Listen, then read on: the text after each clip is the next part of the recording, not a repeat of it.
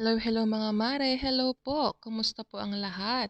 Ngayon po ipapakita ko sa inyo kung ano nga ba ang karaniwan o ano ang itsura ng wet market o palengke nila dito sa Egypt. Itong ipapakita ko pong palengke karaniwang pinupuntahan lang po namin kasi ito lang po talaga ang malapit sa amin. Ganito po ang itsura ng palengke dito. Yung parang ano lang po sa Pilipinas, yung normal na tinatawag nating talipapa. Pero dito po sa Egypt, ang tawag nila dito ay wet market o palengke na. Sa taas po niyan mga paupahan or yung mga tinatawag nila na flat. Dito po maraming mga tinda at saka meron din po palang mga pagawaan ng sasakyan dito kaya maraming sasakyan.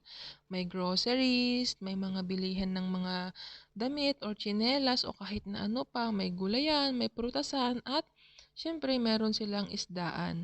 Sa pagbili po ng isda, ganyan lang pong itsura. Kahit nasabihin mo sa tindero kung anong bibilhin mo, dapat ikaw ang mamili kung ano ang kukunin mo para sigurado na presko ang makukuha mo. Meron po silang tilapia. Yung tilapia po fresh. May mackerel po din sila pero yung mackerel nila ay frozen. Meron din po sila yung hindi ko po alam kung anong tawag dyan. At ito po nakakamangha. Ang ganda po ng kanilang timbangan. Sobrang nakakamangha. Yung parang sinauna ba na ginagamitan nila ng bakal.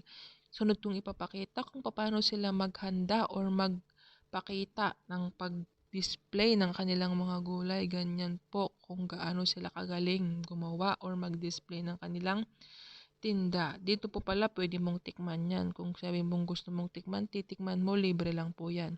May nakita pala kong saluyot kaya bumili din ako. Marami silang onion, patatas at saka yung saging lang dyan, nakaganyan lang. Ayun lamang po.